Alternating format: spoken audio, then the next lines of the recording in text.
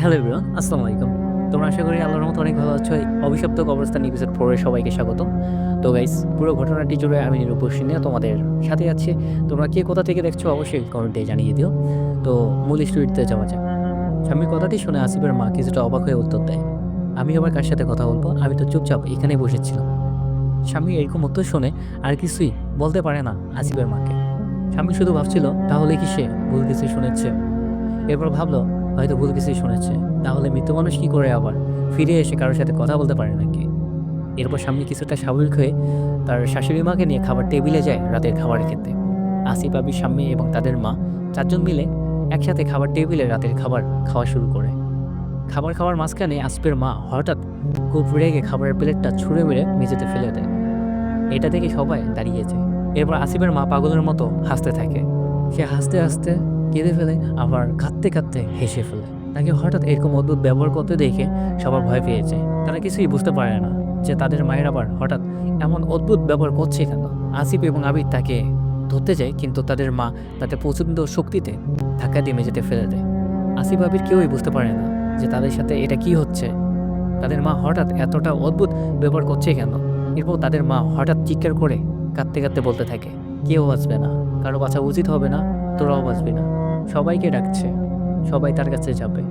এতটুকু কথা বলে পাগলের মতো দৌড়াতে দৌড়াতে তাদের মা বাড়ি থেকে বেরিয়ে চলে যায়। আবির এবং আসিফ কেউ বুঝতে পারে না যে তাদের মা হঠাৎ কি করে পাগল হয়ে গেল, আর বাড়ির বাইরে কোথায় যাচ্ছে সে। এরপর তার পিছনে আবির, আসিফ, স্বামী ৩ জনে ছুটতে থাকে। যতক্ষণে তারা বাড়ির বাইরে পৌঁছালো, দেখলো বাড়ির সামনে একটা রাস্তায় রক্তাক্ত দেহ পড়ে রয়েছে। আবির আর আসিফ দেখে বুঝতে পারল যে এটা তাদের মায়ের দেহ। তাদের মা দৌড়াতে দৌড়াতে হঠাৎ একটা ট্রাকের সামনে এসে দাঁড়িয়েছিল। ট্রাক ড্রাইভারটা হঠাৎ তাকে দেখে কিছুই বুঝে গাড়িটা থামাতেই তাদের মা গাড়ির চাকার নিচে পিষে গিয়েছিল। আসিফ আর আবির তাদের মায়ের রক্তাক্ত দেহ এভাবে দেখে পুরো আটকে উঠল। এবার আশেপাশের লোক আবির ও আসিফ মিলে তাদের মাকে দ্রুত হাসপাতালে নিয়ে যায়। কিন্তু যতক্ষণে তারা হাসপাতালে পৌঁছায়, তার আগেই তাদের মা পৃথিবী ত্যাগ করে ওপারে দুনিয়ায় পাড়ি জমায়। ডাক্তার তাদের মাকে মৃত ঘোষণা করে। এরপর আবির এবং আসিফ, স্বামী ৩ জনে কান্নায় ভেঙে পড়ে। তাদের পরিবারে তৃতীয় সুখ নেমে আসে। আবার তাদের পরিবারে আত্মীয় স্বজনরা এসে ভিড় জমায়। তাদের মায়ের লাশটাকে শহরে একটা কবরস্থানে দাফন দেওয়া হয়। সবাই তাদের মায়ের মৃত্যুটাকে একটা সাধারণ সড়ক দুর্ঘটনা ভেবে নেয়। কিন্তু আবির, আসিফ, স্বামী তারা জানে এটা কোনো সাধারণ দুর্ঘটনা ছিল না। তাদের মায়ের সাথে নিশ্চয়ই অস্বাভাবিকভাবে অদ্ভুত কিছু ঘটেছিল, তাই সে আত্মহত্যা করেছে। কিন্তু কি ঘটে থাকতে পারে এটাই কারো মাথায় আসছিল না। এছাড়া তাদের এলাকার মানুষ এবং তাদের শহরের আত্মীয় স্বজনরাও এই বিষয়টা নিয়ে বেশ চিন্তায় পড়ে গিয়েছিল। একসাথে পরিবারের এতগুলো সদস্য ধীরে ধীরে মৃত্যু তাদের কাছেও বেশ অস্বাভাবিক লাগছিল। কিন্তু যখন পরিবারের কোনো সদস্যই এর কোনো সমাধান করতে পারছে না বা উত্তর খুঁজে পাচ্ছে না, তখন এরাই আর কি করবে। এরপর দেখতে দেখতে বেশ কয়েকদিন কেটে যায়। আবির, আসিফ, স্বামী শারীরিকভাবে বেঁচে থাকলেও তাদের আত্মিক মৃত্যু অনেক আগেই ঘটে গিয়েছিল। হঠাৎ কাছের মানুষগুলো হারিয়ে তারা সবাই মানসিকভাবে অসুস্থ হয়ে পড়ে। এই ঘটনা ঘটার পর স্বামী আসিফ এবং আবিরকে আগের ঘটা সব ঘটনা খুলে বলে। স্বামী দেখা সেই অদ্ভুত ঘটনাগুলোও সে তাদের জানায়। স্বামী বলে যে মাও আনিকার মতো বেশ কয়েকদিন ধরে খুব একা একা থাকতো এবং একা একাই নিজেই নিজের সাথে কথা বলতো।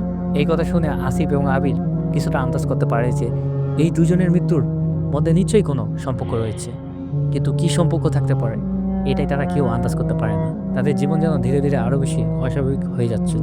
তাদের সাথে অদ্ভুত ঘটনা ঘটা যেন কোনো রকমই বন্ধ হচ্ছিল না। এবার তাদের সাথে সব থেকে বড় অঘটনটা ঘটে গেল।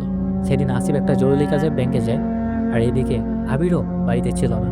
সে তার বন্ধুদের সাথে দেখা করতে গিয়েছিল। স্বামী বাড়িতে একা রেখেই তারা বাড়ির বাইরে গিয়েছিল। আসিফ ব্যাংকে জরুরি কাজ করছিল, ঠিক সেই সময় তার মোবাইলে তার মামার নাম্বার থেকে কল আসে। আসিফ কলটা ধরতে স্বাভাবিকভাবে বলল, "হ্যালো মামা।" এরপর তার মামা তাকে যা বলল তা শোনার জন্য আসিফ মোটেও রেডি ছিল না। তার মামা বলল, "তুই কোথায় রে বাবা? তাড়াতাড়ি বাড়ি চলে আয়, একটা বড় সর্বনাশ হয়ে গেছে। তোদের পুরো বাড়িতে আগুন লেগে গেছে, বাড়ির সব কিছু পুড়ে গেছে, তুই তাড়াতাড়ি বাড়িতে চলে আয়।" মামার মুখে হঠাৎ এই কথা শুনে আসিফ যেন আঁতকে উঠল। সে জানে যে স্বামী একা বাড়িতে রয়েছে, তাহলে তার আবার কোনো কিছু হয়নি তো। এরপর আসিফ এবং আবিরকে কল দিয়ে আগুন লাগার ঘটনাটি জানায়। আবিরও এইরকম কোনো কথা শোনার জন্য মোটেও প্রস্তুত ছিল না। সেও ভয়ে আটকে উঠল এবং স্বামীর কথা চিন্তা করতে থাকে। এরপর তারা দুজনে খুব দ্রুত বাড়িতে পৌঁছে আবারও সে হাজারো মানুষের ভিড় দেখে তাদের হৃদয়ে স্পন্দন যেন আরও বেড়ে যায়। এরপর ধীরে ধীরে ভিড় ঠেলে বাড়ির ভিতরের দিকে এগিয়ে যায়। বাড়িতে যেতেই দেখলো তাদের বাড়ি আর এখন তাদের বাড়ির পুরনো অবস্থায় নেই, পুরো বাড়ি কয়লা হয়ে গেছে। আবির এবং আসিফ পাগলের মতো স্বামীকে চারদিকে খুঁজতে থাকে। এরপর দেখে বাড়ির সামনে পাটির উপর সাদা কাপড় দিয়ে ঢাকা একটা লাশ। সাদা কাপড়টা সরাতেই তাদের আর চিনতে বাকি রইল না যে এটাই তাদের স্বামী। স্বামী পুরো শরীর আগুনে পুড়ে ঝলসে গেছে। লাশটা দেখে চিনার উপায় নেই যে এটা কার লাশ, কিন্তু এই শরীরের গঠন দেখে বোঝা যায় যে এটা স্পষ্ট একটা মেয়ে মানুষের লাশ। আর এই বাড়িতে স্বামী ছাড়ার কোনো মেয়ে মানুষ ছিল না। আসিফ পুরো কান্নায় ভেঙে পড়ে, আবিরও কান্না করছিল, তাও সে ভাইকে সান্ত্বনা দেওয়ার চেষ্টা করে। এরপর পুলিশ ও গোয়েন্দা দলে দলে আসে। এর আগে ফায়ার সার্ভিসও চলে আসছিল। তার নানা রকম তদন্ত করার পর অবশেষে জানায় যে হয়তো গ্যাস সিলিন্ডার ব্রাস্ট হয়ে এই পুরো বাড়িতে আগুন ছড়িয়ে পড়ে। এই মেয়েটা অর্থাৎ স্বামী সেই সময় রান্না করেছিল, তাই সে সাথে সাথে আগুনে পুড়ে মারা যায়। একের পর এক দুর্ঘটনা তাদের পরিবারের সদস্যদের এইভাবে মৃত্যু ঘটেই চলেছে। প্রথমে 5 বছরের মেয়ে আনিকা ছাদ থেকে পড়ে মারা গেল। এরপর আবির এবং আসিফের মা গাড়ি দুর্ঘটনায় মারা গেল। এরপর আবার স্বামী গ্যাস সিলিন্ডার বিস্ফোরণ ঘটনায় আগুনে পুড়ে মারা গেল। এসব কি হচ্ছে? শুধুই কি দুর্ঘটনা ছিল না অন্য কিছু? একসাথে পরিবারে এতগুলো দুর্ঘটনা মোটেও স্বাভাবিক ছিল না। কেউ এগুলোকে স্বাভাবিকভাবে নিচ্ছিল না। এইদিকে এর পিছনে কারণ কি, আর কী বা কারণ থাকতে পারে, এটাও কেউ বুঝতে পারছিল না। এবার যেন শুধু মৃত্যুকেই বরণ করে নেওয়ার জন্য বেঁচে রইল আবির এবং আসিফ। স্বামী দাফনের কাজ শেষ করার পর যখন তারা কবরস্থান থেকে বের হলো, আবির তখন আসিফের কাছে গিয়ে বলল, ভাইয়া, আমি হয়তো জানি এইসব দুর্ঘটনাগুলো কে ঘটাচ্ছে আর কেনই ঘটাচ্ছে। এগুলো একটাও দুর্ঘটনা ছিল না ভাইয়া, এই সবই ছিল খুন। আনিকা, ভাবি এবং মা 3জনকেই খুন করা হয়েছে। আবিরের কথা শুনে আসিফ পুরো আটকে উঠলো। এরপর আসিফ বলল, কি বলছিস এইসব? তুই কি করে জানলি যে এগুলো দুর্ঘটনা না খুন? তাহলে বল কে এই খুনগুলো করেছে। তারপর আবির কিছুক্ষণ চুপ করে থাকে, এরপর উত্তর দেয়, আমার মনে হয় সেই গ্রামের লোকগুলোর কথাই ঠিক হয়েছে।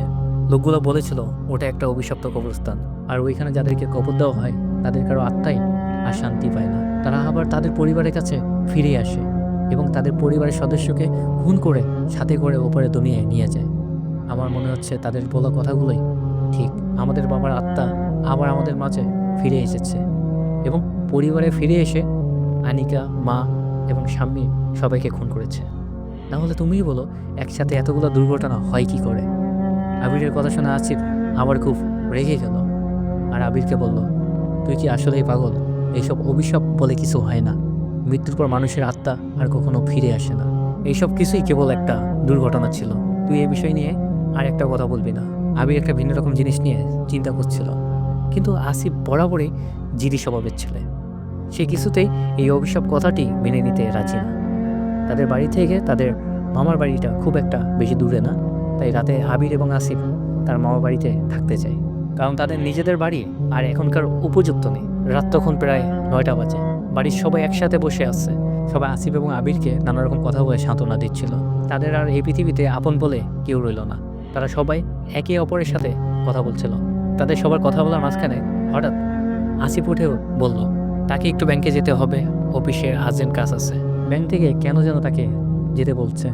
বাড়ির সবাই তাকে যেতে নির্দেশ করলো, বলল আজ এমন একটা দুর্ঘটনা ঘটলো, তাই আজ এত রাতে অফিসে যেতে হবে না। কিন্তু আসিফ কারো কোনো কথাই শুনলো না। সে বলল তাকে নিয়ে নাকি ব্যাংকে কি সমস্যা হয়েছে। আবির তার সাথে যেতে চাইলে সে আবিরকেও যেতে না করলো।